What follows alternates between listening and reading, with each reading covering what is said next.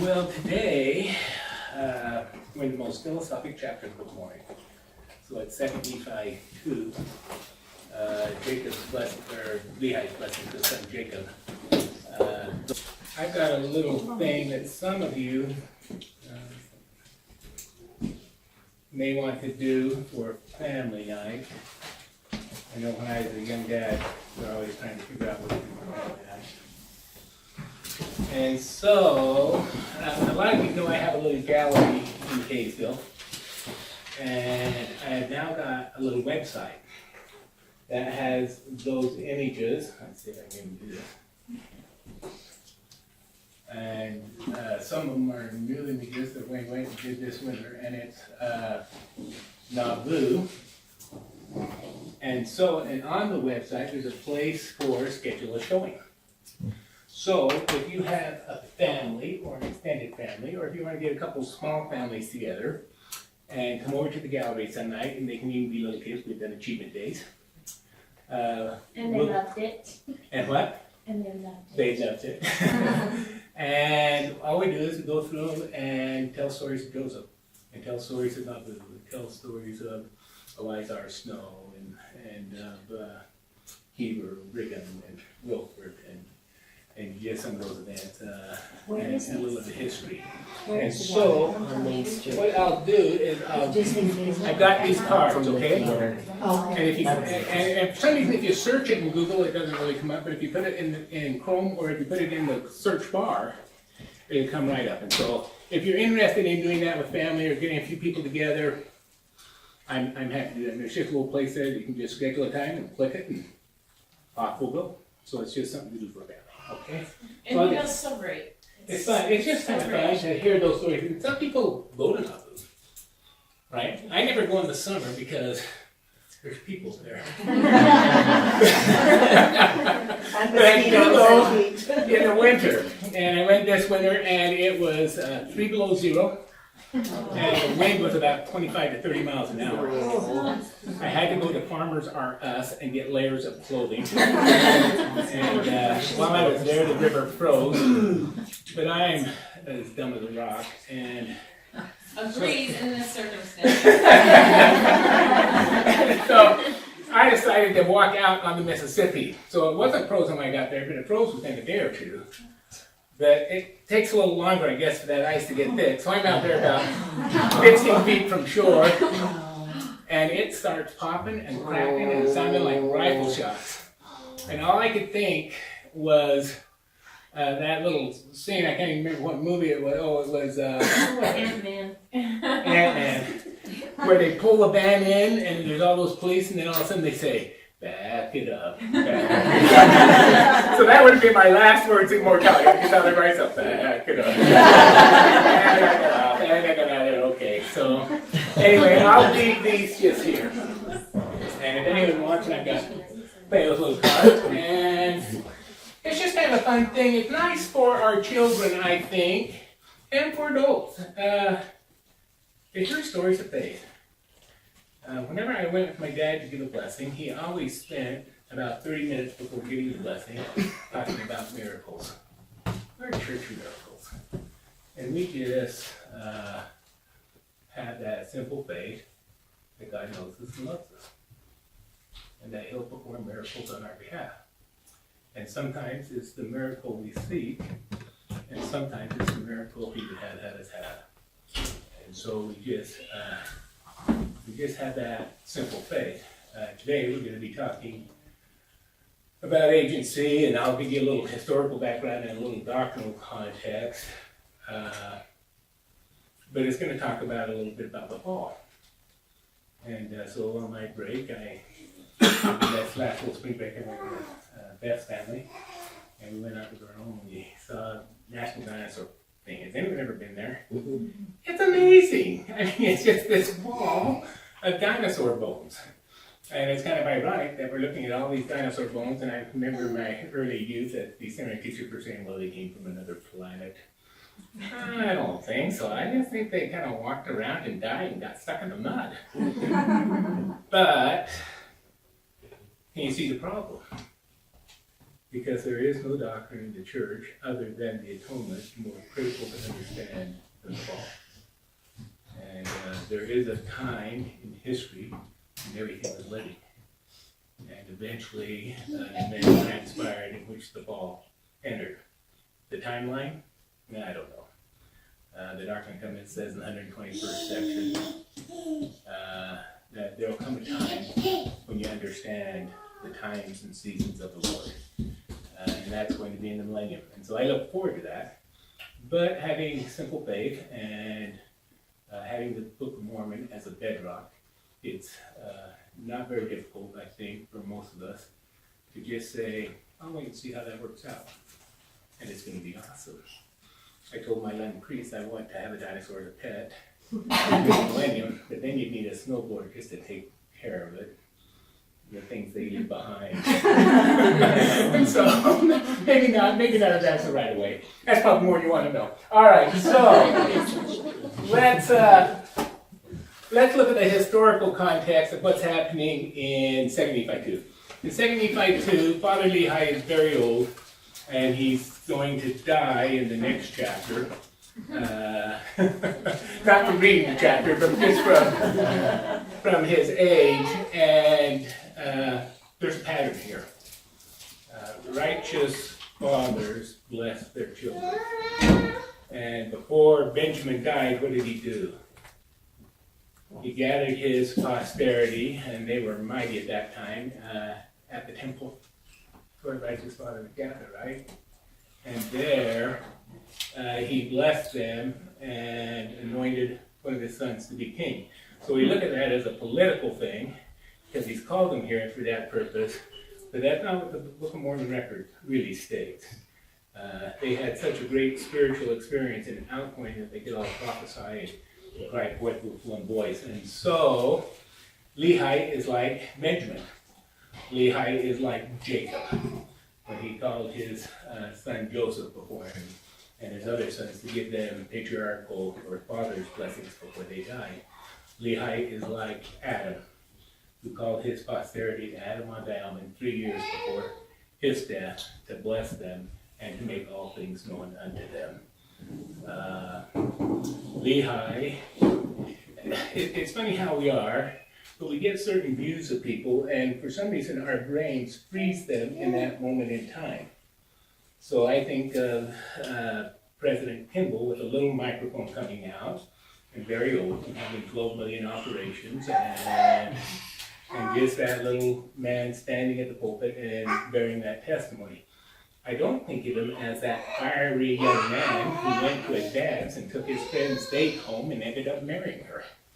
You see, we get that view that's so singular sometimes.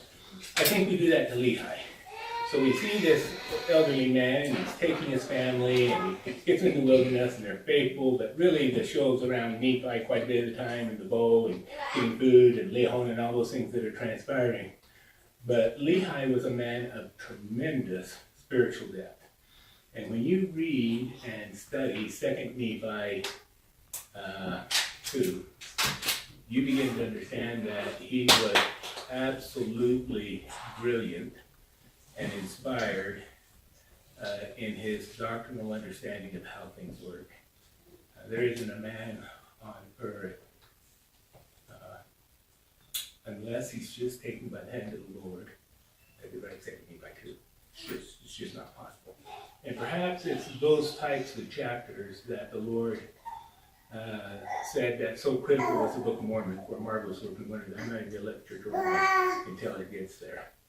And when our faith wanes a little bit, there's difficult issues in the church, right? You didn't know how to handle the black thing very well, maybe, or I don't know. They got preacher late. Maybe that was in the timetable of the Lord. I don't know how that works. But I do know the Book of Mormon is true. I don't understand polygamy. For me, that would be a real struggle. And yet I know that God loves me, and I'll be obedient to the command. I'm just hoping I don't have to be obedient to that one. And so we push forward in faith. And these chapters help us to see that a little better. So Context, he's old, he's giving his son Jacob a blessing. Jacob is the great doctrinal teacher of the Book of Mormon. Nephi had to make swords, he had to be president, he had to get plates, he was always struggling with his brothers who were for some reason trying to kill him, and all these other issues that Nephi was consumed with. But Jacob now, he's going to get a blessing to become a teacher and a priest. He's the one that Nephi wanted to be, right? But sometimes we don't do in life what we want to do. Sometimes we just have to do what the Lord would have us do. And so, that's the historical context. The doctrinal context is amazing. And so we're going to get the greatest discourse that we've ever had on the principle of agency, but Father Lehi places it in context of the fall and then the atonement. Without the atonement of Christ, there is no agency. The Book of Mormon teaches over and over and over again that without that atonement, we were lost. And even with that atonement, we have to strive to do the best we can, and then we simply rely on the grace of Christ. We simply have to rely on that grace. And so, let's begin. Well, let me talk a little bit about agency. It's nice to have a little doctrinal base. I've always believed that if you want to understand the Book of Mormon, you need first to understand the doctrine. That sounds weird. It sounds a little funny because in the church we've gotten so used to reading the Book of Mormon. What the Book of Mormon is the Book of Mormon is a seer stone or a leahona to our personal lives. So when we struggle, when we have difficulties, we go to the Book of Mormon and we read and we receive comfort and we pray and then we receive revelation. And usually it's not a vision or a flaming finger on the wall, although that would be awesome. But generally it's the hand of the Lord in very kind, gentle ways, making his will known to us. And sometimes there's a lot of suffering and sometimes there's a lot of waiting in that process. Sometimes the Lord wants to know if we're really serious about receiving the answer to the prayer that we seek. Sometimes the prayers and the blessings we seek, while they are good and righteous, the Lord has something else in store for us. And so we wait on the hand of the Lord. Be still and see God's power, like the children of Israel, and we wait to see those blessings unfold. And so let me just talk just briefly on the principle of agency. The definition of agency. Agency is simply the ability and freedom to choose good or evil. In mortality, it is made possible because of the fall of Adam and the atonement of Christ. There are four critical elements, and these maybe we'll mark first. So are you in 2 2? There are four critical elements that have to be there in order for agency to exist. The first word, or the first little thing I would mark is in verse 5, and put a little number 1 by it maybe, that talks about a knowledge of good and evil. Can you see that? In verse 5. And then in that same verse, the word law. So the first thing you have to have if you're going to have agency is you have to have a knowledge of good and evil. Without that, you can't have agency. Next, you have to have laws. There has to be laws established or you can't have choice. Right? So you have to have laws. Laws don't punish, laws designate. Right? It's our choices around those laws that can cause punishment.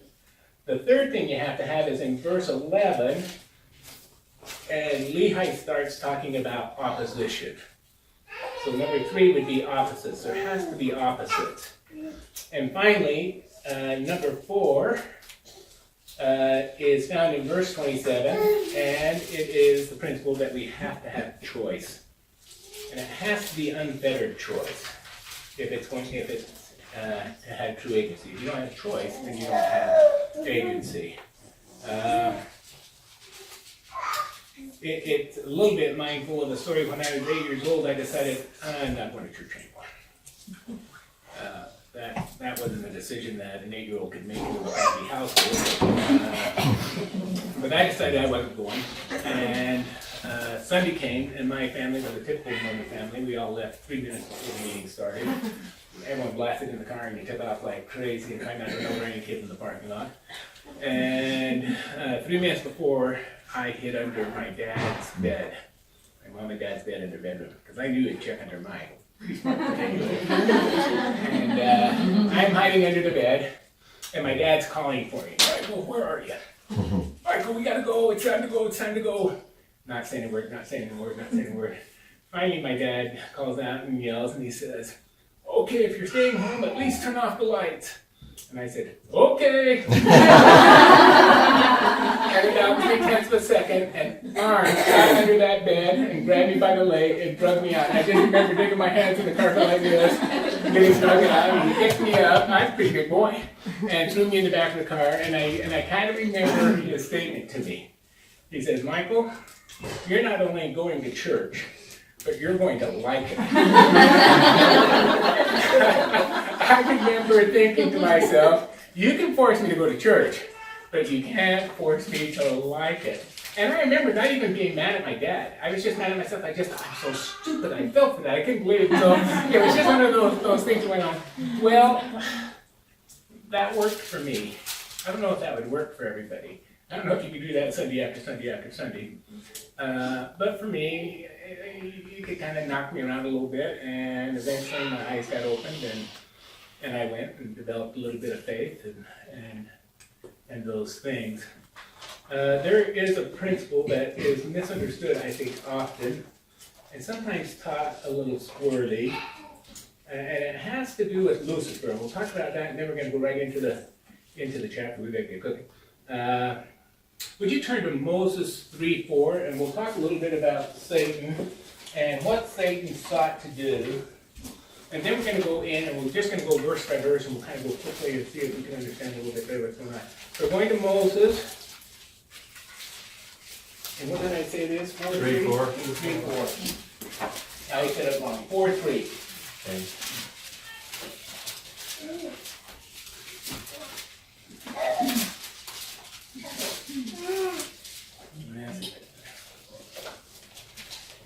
All right. And in Moses 4:3, it's talking about that war in heaven. And in verse 3 it says, wherefore, because Satan rebelled against me and sought to destroy the agency of man, which I, the Lord God, had given him, and also that I should give unto him mine own power, by the power of mine only begotten I caused that he should be cast out. What did Satan do? Satan sought to destroy the agency of man. What's the little misnomer that goes around so often in Sunday school classes or in the church? The little misnomer is that we add to that. And we say that Satan's plan was to force us to do good. That wasn't Satan's plan. It never says that anywhere in the scriptures. All the scriptures say is he sought to what? Destroy the agency of men. How do you destroy agency? You take away any one of those 4 principles that Lehi teaches in 2 Nephi 2. And what principle was Satan going to take away? What was he going to do? I will save how many? Everyone. How do you save everyone when you have squirrels? Well, you just don't give them a choice. There is no choice. You didn't have a choice, right? You couldn't decide under his plan to do something else. Sometimes we just think, we have in our mind that to get back to Heavenly Father we have to do good. And so sometimes we have a tendency to think that Satan's plan was to force us to do good. But anyone who's a parent knows that's not true. You cannot force a child to do good. You may be able to in most instances, and I don't even think all instances, you may be able to force an outward action. You can force them to go to church. But you can't force that inward action. You can't force them to go to church because they love the Lord and because they want to renew their covenants. You can't force the human heart. It's physically not possible. The principle of agency is an eternal principle. God has granted his children agency from the very beginning. And so we began life as little spirit children, little infants born to a heavenly Father and a heavenly Mother. And in that process, we began to grow and progress, and we were given agency. As you know, little children are pretty stupid sometimes. Don't touch the stove, it's hot. And adults are stupid. Don't touch the plate when you go to a restaurant, it's hot. And the first thing the dad does is, he wants to know if it's really hot, right? I mean, it's just the way we are. It's our very nature, in a sense, and that's what Leah will teach us. And so that principle of agency is eternal. And because of that principle, there began to be a vast separation between spirits in that premortal world. And some chose poorly. Lucifer wasn't cast out because he made one wrong decision. He made many wrong decisions and had a little difficulty with pride. And eventually he seeks, according to that verse, to take the what? The power of God. I know thou art a God of truth and cannot lie. Why can he lie? Because if he lies, he ceases to be. What happens when we take the power of an infinite and all-powerful being away? He ceases to be. The rebellion there was a plan or a thought to destroy the Father. It was personal. It wasn't a little minor difference of opinion. Lucifer's problem was what? He was finite, and what is Heavenly Father? He is infinite, and sometimes we have a tendency to think in those terms also. So we have a tendency to think in terms of, well, there was 1/3 that rebelled, and there was a third part that rebelled, and 2/3 parts that didn't. And so there's this war that went on, and it's true. But if 99.99% of every one of the children rebelled, what would have been the outcome? Exactly the same, because God is infinitely powerful. So the outcome was never in question or a number thing. All right, let's go to Jacob, or 2 Nephi 2, excuse me. And we'll go through this, and I'll go kind of quickly. Where are we? Sorry. 2 Nephi chapter 2. Okay. So this is where we're going to spend the rest of our time. This is the blessing. Behold, Jacob, I speak unto you, thou art my firstborn, in the days of my tribulation in the wilderness. And because of thy childhood, thou hast suffered afflictions and much sorrow because of the rudeness of thy brother. Nevertheless, Jacob, my firstborn in the wilderness, thou knowest the greatness of God. And then this principle, and he shall consecrate thine afflictions for thy gain. What I've got written in mind, and what you write is so individual, and what I teach is so minuscule to what the Lord will reveal to you individually. So I'm teaching a few of the broad principles, but it's not like Brother Hockey knows what's going on. And I hope you can see that. It is that I can understand a few of the doctrines, but what's really going on is what the Lord would have for you, and just the message he has for you. That principle, he shall consecrate thine afflictions for thy gain, is what I would call the divine economy. That economy is simply this. When a holy and righteous and all-powerful parent sees his child weep, and he loves that child, he weeps also. And he desires with all his heart to bless and to live and to hold and to comfort. But we come down to a mortal sphere, and we're going to be tried and tested and proven. And so we're going to go through experiences, and he'll have to stand aside, as he did with his son, with the rough cross. And we'll go through those experiences, but in an infinite and eternal sense, he sees, he records, and he witnesses. And every tear that falls from a young child who prays will be answered with a blessing like that. What does he say? I know he shall consecrate your sorrows, your sadness, your times you feel beat up by your brothers, trying to kill you, and all those things. He'll consecrate thine afflictions for thy gain. It's an eternal principle. All right, wherefore, thy soul shall be blessed, and thou shalt dwell safely with thy brother Nephi, and thy days shall be spent in the service of thy God. Nephi's probably going, dang it, I didn't get that. I had to do all these other things. And he gets to teach all the time. He's going to be a high priest. He's going to be, and I'm not sure what that means. I'm not sure if that means high priest or if that means on this continent they had the Melchizedek priesthood and they operated under the Melchizedek priesthood. While in the old world they operated how? It's Mosaic law, and most of it was in apostasy, frankly, right? So you had some prophets who had the Melchizedek priesthood, Jeremiah, Ezekiel, Daniel, and others in Jerusalem at this time. But for the most part, the church didn't have the Melchizedek priesthood. They weren't operating under the Melchizedek priesthood. They were operating under the Uriah priesthood since the days of Moses. So we go down. Wherefore, I know that thou art redeemed because of the righteousness of thy Redeemer. He's saying, I know you're a really good boy. I know you're faithful. And he's going to talk about having his calling, election made sure in a couple verses. And he's going to talk about his word, how righteous this young man is. But that's not why he knows he's redeemed. Why does he know he's redeemed? If you look at that verse.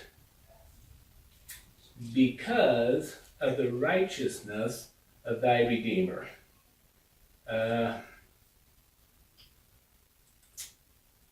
Nephi says it a different way. O wretched man that I am, and he's so sorrowful, but he doesn't go very much further before he says what? Nevertheless, I know in whom I have trusted. And Nephi received great comfort because of the righteousness of his Redeemer, the perfectness of his Heavenly Father that loves us, this being that watches over us. It's stated a little bit different for Enos. Enos says, I know thou art a God of lie and cannot, or a God of truth and cannot lie. Wherefore, my what? My guilt was swept away. Why did he have that hope and that belief? Because he understood the righteousness of his Redeemer.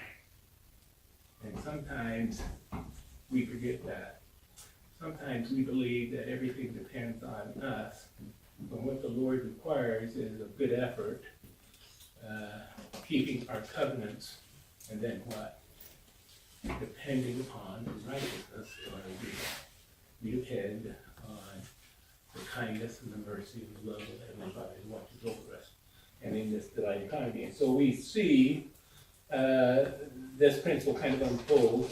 We go over to, for thou hast beheld, sounds like a vision here, thou hast beheld in the fullness of time, which in this case doesn't mean our days, but it's the time when Christ is going to be born, that he cometh, is going to be born, to bring salvation to men. And thou hast beheld in thy youth his glory. Wherefore, thou art blessed, even as they unto whom he shall minister in the flesh. For the Spirit is the same yesterday, today, and forever. Well, as we look at that, what does it sound like happened to Nephi, or Jacob? It sounds like a brother of Jared experience. It sounds like he's seen the spirit body of Christ. And that spirit is tangible. And in fact, it's so tangible that unless you reached out and felt it, which you wouldn't feel it because it was spirit, 600 years before he's born, you would think it was physical. And so his father says, the experience you had is the exact same experience that people can have in mortality. You are blessed like those individuals. And then this last sentence in verse 4. And the way is prepared from the fall of man, and salvation is free. I probably marked salvation is free. It's an unusual use of the term. And so, whenever you see the term salvation, almost every single time in the scriptures, it means exaltation. They're synonymous. It's not in this case. In this case, this is universal salvation, which is what? It is resurrection. It is resurrection. So that's a little different. Salvation is free, every single one. We would say it differently. We would say, we believe that man will be punished for his own sins and not for Adam's transgression. Adam's transgression brought physical and spiritual death. That is been removed for all men, simply because Christ came. And therefore, because that's removed, because hell goes away, which we'll learn next week in 2 Nephi 9, which is the greatest discourse we have in the Book of Mormon or anywhere on the atonement of Christ, also given by Jacob. We'll see some of those principles. And men are instructed sufficiently that they know good from evil. That is, they have the light of Christ, and that directs them in the path that they should take and pursue. And the law, commandments, is given unto men, and by the law no flesh is justified, or by the law men became cut off. Yea, by the temporal law they were cut off, and also by the spiritual law they perished from that which is good, and they become miserable forever. Well, what's verse 5 talking about? It's talking about the fall. And so what happens? Adam and Eve transgressed the law. By the temporal law, they were now going to be, they were going to die and be cut off. And when you die, where do you go? You go to the spirit world, right? But in this case, there is no paradise because they would die in their sins, and therefore they would go to spirit prison or hell. So by the law, they were cut off, and by the spiritual law, they perish. Adam and Eve transgress. They get cast out of the Garden of Eden, right? That's where their father was. And so they're now cast out, and they can't go back to the presence of the Father. Hey, I want to stay here. How does Christ solve this? Well, he comes and he resurrects himself. And, well, we'll see that in a minute. Maybe I'll wait on that for just a little bit more. We'll go and we'll see it in just a minute. Let's go a little bit further. Wherefore, redemption cometh in and through the Holy Messiah, for he is full of grace and truth. That concept is important. The fact that it's both grace and what? Yeah, it's not just one. So many consider the greatest American intellect to be a man by the name of Jonathan Edwards. Jonathan Edwards was a great minister in the 1800s, maybe in 1700s, or late 1700s. But anyway, Jonathan Edwards was a great intellect, and he gave a talk that your kids will study in high school. And it's called Sinners in the Hands of an Angry God. And it's a landmark talk. And in that talk, Jonathan Edwards compares man to a spider. And he compares God to holding this little spider by a web and holding him over a fire and watching this little spider dance. And if he wants, he can flick his fingers, break that web, and that little spider will drop in the fire and be consumed. Or, if he wants, God can take that little spider out, that man or woman, and place him on the hearth and save that spider or allow that little spider to run away. The concept of saved by grace only means that we have no ability to change the outcome. God will simply do what he wants to do. And that was the belief in the days of Joseph Smith, this concept of saved by grace. And everyone would say, are you saved? Have you been born again? And these things happen. But the Book of Mormon clearly teaches that you're saved by both grace and truth or law. So we believe that man is saved by obedience to the laws, the truth, and the ordinances of the gospel. And so that's a big difference. And the Book of Mormon just teaches it so sweetly. Behold, he offereth himself a sacrifice to sin, to answer the ends of the law, unto all those who have a contrite spirit and a broken heart. Have a broken heart and a contrite spirit, and unto none else can the ends of the law be answered. Alma 11, 40, and 41, of course, and it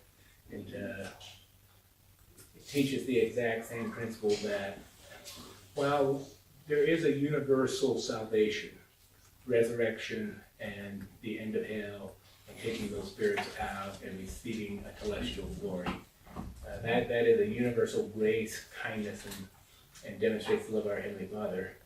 It is impossible to partake in the fruits of the atonement without baptism. Nobody can do it, not even Christ. So here you have a person who's perfect and and just the fullness of perfection, God's own Son. And now, a little later this year, we'll get into 2 Nephi 31, in which Christ tells the reasons why he had to be baptized, and why he had to follow the same law, and had to be obedient to the same law. Because you're saved by grace and truth. You're saved by doing these things. Wherefore, how great the importance to make these things known unto the inhabitants of the earth, that they may know that there is no flesh, mortality person, consequences of the fall, that can dwell in the presence of God, save it be through the merits and mercy and grace of the Holy Messiah. Merits, I think, has reference probably to the physical atonement in the Garden of Gethsemane and on the cross, and of a perfect life, and of all those things that the Savior did. Mercy is simply, I don't know. Yeah, I mean, I say simply, that's probably a very poor choice of word, because it's an infinite principle. But it's the love you feel for your child. And then you magnify that to perfection. And that's the love Heavenly Father has for us, and wants to bless and lift and bring every child back that he possibly can, if they're obedient to that law. And then grace is, anyone know the definition of grace? Some of y'all know the definition of grace. Grace is what? It's an enabling power. Grace is the power that God grants the children of men that allows them to grasp hold of the principles and the ordinances and the things that they need, even though we don't merit it by our own merits.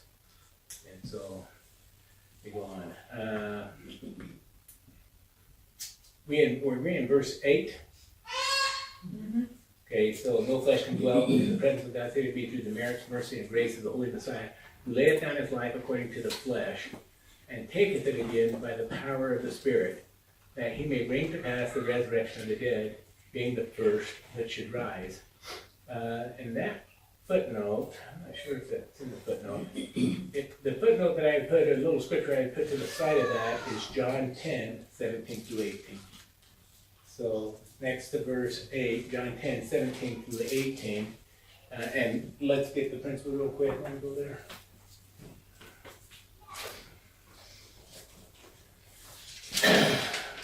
And this is a very famous verse. In fact, it's a verse that Christ quotes when he comes to the narrative. Another sheep I have which are not of this fold, them also I must bring, and they shall hear my voice, and there shall be one fold and one shepherd.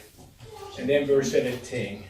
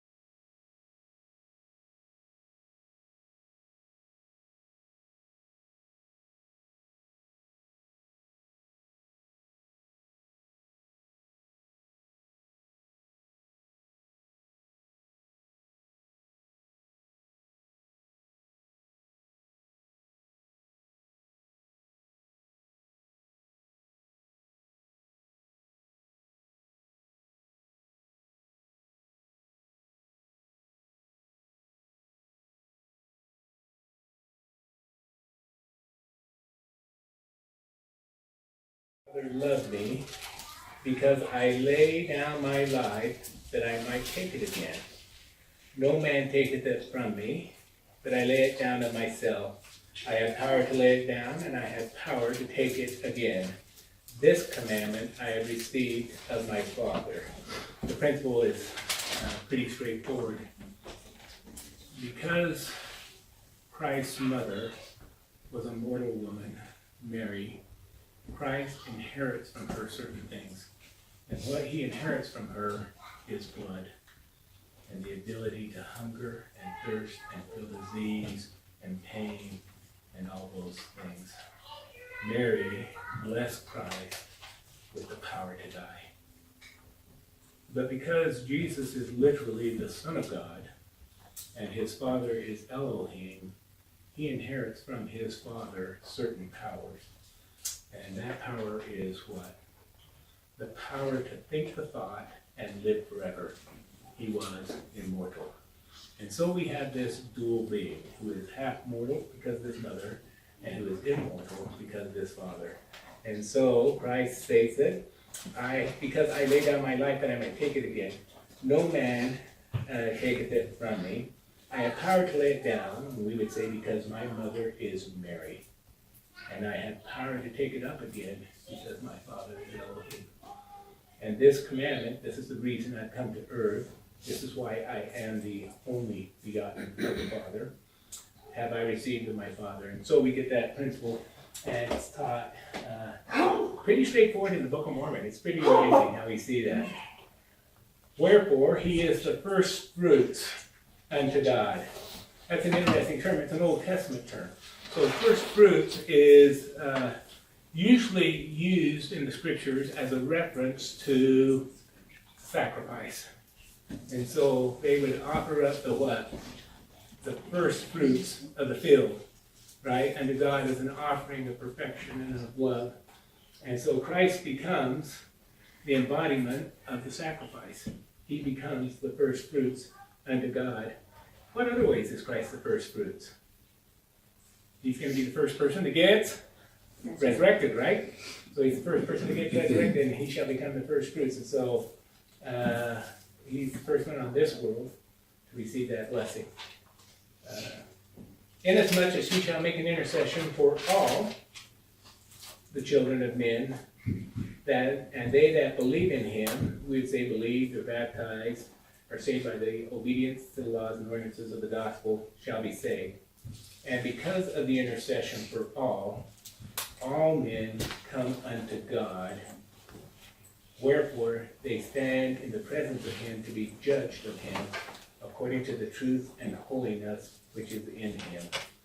All right. Because Christ performs the infinite atonement, that gives him what? It gives him power over all men. And so every man will eventually, because he paid for their death, and he resurrects them, and he takes their spirits out of the spirit world and reunites it with their body. Because of that payment, now every man will stand. When will that occur? It occurs at judgment. Who will be at judgment? It will be the Father, the Son, and the Holy Ghost. And for us, it might be Thomas S. Monson or Russell M. Nelson. Nephi says to his people, beware of what I say, or I will meet you at the judgment bar of Christ. So Nephi is saying that not only will the Father, Son, and Holy Ghost be there, but I'll be there. Moroni makes the same statement. Why? Well, because those prophets who testified, I did the best I could, and I taught them truth the very best I could, and I testified in 100 conferences, and I traveled the world, and I bore that witness. And so we see that pattern between, let's see, man, we are not going to get through this. I'll adjust as we go on. And because of the intercession, let's go down. And because of the intercession for all men come unto him to be judged. Eventually every knee will bow, every tongue confess at the judgment bar. When does judgment occur? A judgment occurs. It's interesting. When you die, a partial judgment occurs. And you can find yourself either in the Abraham's bosom and rest and and not have any more trials and those things. And it doesn't mean that you're perfect yet. You continue on that course, you continue on that path, or you can find yourself in a warmer climate. We're talking sunblock, 5,000. That warmer climate, however, is a place where many people go, and I say that facetiously.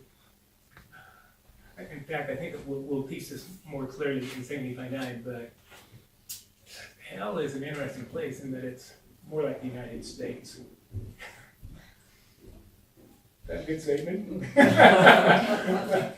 In that, there are places in the United States that are dark and fearful. You get off the wrong exit in East LA, you can have problems. You get off on the south side of Chicago, you laugh because you've got options in those places. And you're just great Yeah, to somebody know. tell us you're back on the freeway. Get back on the freeway and don't stay here. Get on the freeway while you still have tires. And that's a problem, huh?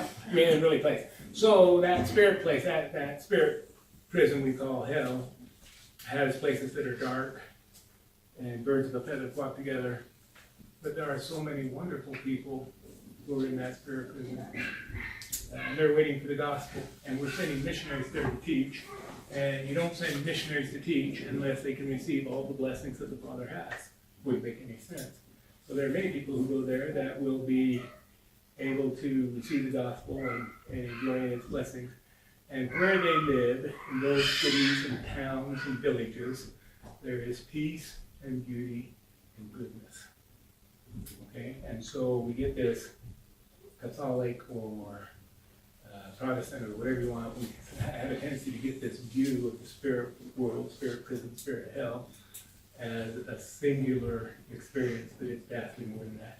You have great grandmas, you have grandfathers, you have relatives who are in that spirit world, and they're not burning, and they're not suffering, and they're not doing those things. They're being taught the gospel, and they're coming into the gospel. So it's much broader than we sometimes suppose. Boy, okay. Let's go down, verse 10. And because of the intercession for all men come unto God, wherefore they stand before him to be judged of him according to the truth and holiness which is in him. Wherefore the ends of the law, which the Holy One has given, unto the inflicting of the punishment which is affixed, which punishment that is affixed is in opposition to that happiness which is affixed, to answer the ends of the atonement. We could go into, we'll push on a little bit further. For it must needs be that there is an opposition in all things. If not so, my firstborn in the wilderness, righteousness could not be brought to pass, neither wickedness, neither holiness nor misery, neither good nor bad. For all things must needs be, wherefore all things must needs be a compound in one. The next few verses, and we're going to skip these verses, but this is a philosophic statement made by Father Lehi to just say, if you don't have opposites, then things disappear really fast and things go south. So if everything is just a compound in one, and you can only choose this one thing, then we go down to, let's go down to verse 13. And if you shall say there is no law, you shall also say there is no sin. A lot of the world says there is no sin. If you shall say there is no sin, you shall also say there is no righteousness. A lot of the world fights against any righteous principle. And if there be no righteousness, there be no happiness. And if there be no righteousness nor happiness, there be no punishment nor misery. And if these things are not, there is no God. And if there is no God, we are not, neither the earth. For there could have been no creation of things, neither to act or to be acted upon. Wherefore all things must have vanished away. Okay, so the concept is that without these opposites, without choice, without agency, everything would cease to exist. The principle is taught in a lot of different ways. We talked about Enos. I know thou art a God of truth and cannot lie. God can't lie. And if he were to do so, he would cease to be God. Well, it's philosophic. Why is it philosophic? Because it can't happen. Right? If we believe somehow in our hearts that God can someday tell a fib, we would cease to be, the earth would cease to be, all the world would go out of existence, all those things. And so that's why I say it's kind of a philosophical statement. All right, let's go down, let's skip over, because we're gonna have to close. So we're gonna miss a bunch of things, but, well, let's pick it up at verse 20. We'll go at verse.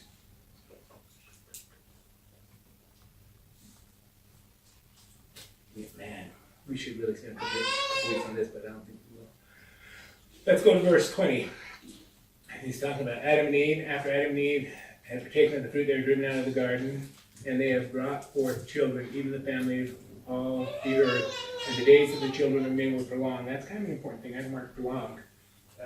According to the will of God, that they might repent while in the flesh. Wherefore their state became a probationary state, or a state of probation, and their time was lengthened. How long did people live in the days of Adam? 930 years, Adam. Methuselah, I think, was 969. Somebody was 400. Adam? No, somebody was 400. Yeah, well, yeah. And so it starts out at 900 and some odd, and then as the world continues to fall and get more and more wicked, I don't know what's going to happen, that time starts to trail down pretty quick. But the concept, that kind of helps us understand that it's not, it's really 930 years. That's a long time. All right, let's drop down to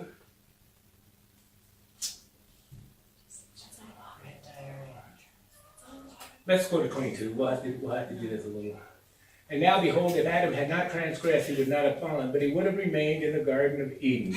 And all things which were created must have remained in the same state in which they were after they were created. And they must have remained forever, having no end. So if Adam doesn't transgress, everything remains the same. There is no death. Well, I just went last week and saw dinosaurs. I gotta figure out how that works, right? But I don't feel a need, sometimes we feel a need to explain things. Sometimes we feel a need to explain the church's position on family, or same-sex attraction, or where the fall is, or the age of the earth, or those other things. My faith is simply that.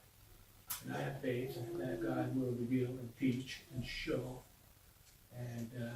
And I'm really concerned with what I need to do to go back and to regain His presence. And then these other things are awesome. Science, true science, and true religion are one. And so some things I just wait to see the hand of the Lord. If we think we have all knowledge, in science, they kind of cheat. So they go along and say, this is the way it is, and then all of a sudden they say, oh yeah, well, we found this other school and it's another million years, and we're going to change the paradigm, and now it's this, and if we did that in religion, that'd be bad, right? I mean, you just can't say, oh yeah, well, it wasn't really Christ, and goes on. Anyway, go down to verse 23, and they would have had no children. That was Eve in the garden. Wherefore, they would have remained in the same state of innocence, having no joy, for they knew no misery, doing no good, for they knew no sin. But behold, all things have been done in the wisdom of Him who knoweth all things. What does that say? Well, it's that same statement, I know the righteousness of thy Redeemer, nevertheless I know in whom I have trusted, nevertheless all things have been done in the wisdom of Him who knows all things. I'll wait on His hand, I'll see what happens. And then, our famous verse, Adam fell that men might be. Why did Adam fall? And who really fell first? Adam gets the credit. Patriarch of the home, he gets the credit. But we know and we understand that Eve, no more righteous woman has ever been on the earth than Eve, other than maybe Mary, the mother of Jesus. And Eve desperately wanted to fill her measure of her creation and have a family, and she couldn't. And the children just won't come. And that frustration, and how long were they in the garden? We have no idea. They're operating on CST, Celestial Standard Time. The fall hasn't occurred. The earth hasn't fallen away from the presence of the Father and those other things. So they're operating on that CST. And it appears that Eve knew enough to know that things weren't going to change. I'm not saying baby daisies, and I'm not saying baby deer, and I'm not saying baby fish. I'm just saying that all things will remain the same as they were created. And Adam fell that men might be. And men are that they might have joy. And we just go to one verse real quick, Moses 5:11. The footnote has it as Moses 5:10, and that's a good footnote, but I would definitely add 11 to it. So let's go to Moses 5:11.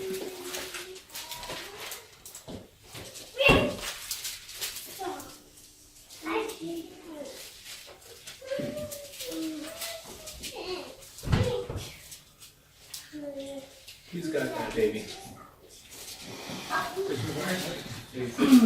And Eve his wife heard all these things and was glad, saying, were it not for our transgression, we never should have had seed, and never should have known good and evil, and the joy of our redemption and the eternal life which God giveth unto all the obedient. Okay, so Eve says, had I not transgressed, never would have had this family. There are days when she probably said, dang, I wish I was in the garden. She has some squirrely kids, and there are days when we do that too, right? I'm going on vacation. I remember more than one occasion coming home from work, and Gina, who's as sweet a gal as you could ever know, she would just pass me in the door on the way out. She wouldn't say a word, she wouldn't say every day, she wouldn't say anything to the children, it was just, and she'd get in the car and drive off. And I know it was my job to pull down the pork. So there are days that we have that are like that, but she felt that men might be, but what else would she ever have known? We never would have known the joy of our redemption, right? So when it talks that men are that they might have joy, it's not talking about happiness in this life. That sounds kind of weird.